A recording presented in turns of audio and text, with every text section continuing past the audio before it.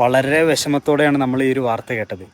അപ്രതീക്ഷിതമായിട്ട് സംഭവിക്കുന്ന ഇത്തരം അത്യാഹിതങ്ങൾ സംഭവിക്കാതിരിക്കാൻ നമുക്ക് ഒരു പരിധി വരെ നമുക്ക് എന്തെങ്കിലുമൊക്കെ ചെയ്യാൻ പറ്റുമോ എന്ന് നമുക്കൊന്ന് ചെക്ക് ചെയ്ത് നോക്കാം. ഇടിമിന്നൽ ഉണ്ടാകുന്ന സാഹചര്യത്തിൽ മഴ പെയ്തുകൊണ്ടിരിക്കുമ്പോൾ തുറസായ സ്ഥലങ്ങളിൽ പോയി ഇരിക്കാതിരിക്കുക എന്നുള്ളതാണ്. ഞാൻ അവരെ കുറ്റപ്പെടുത്തല്ല, നമ്മൾ ഒരിക്കലും എക്സ്പെക്റ്റ് ചെയ്യില്ല, എന്നാലും ഒരു മുൻകരുതൽ ഉണ്ടായിരിക്കുക എന്നുള്ളതാണ്.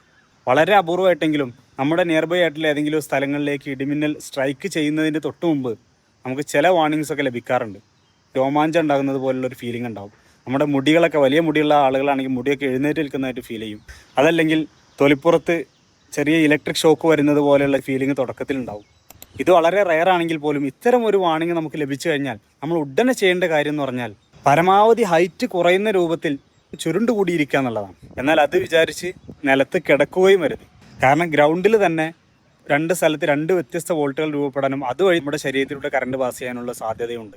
ഇത്തരം സാഹചര്യങ്ങളിൽ തുറസായ സ്ഥലങ്ങളിൽ നിന്ന് മാറി നിൽക്കുക. ഒറ്റപ്പെട്ട മരങ്ങളുടെയോ കമ്പികളുടെയോ കീഴെ പോയി നിൽക്കാതിരിക്കുക.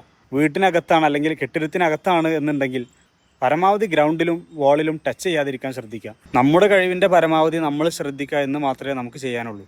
ഈ ഒരു അത്യാഹിതത്തിൽ ജീവൻ പൊലിഞ്ഞുപോയ കൂട്ടുകാർക്കും ചികിത്സയിലിരിക്കുന്ന കൂട്ടുകാർക്കും വേണ്ടി പ്രാർത്ഥനയോടെ ബി സേഫ്.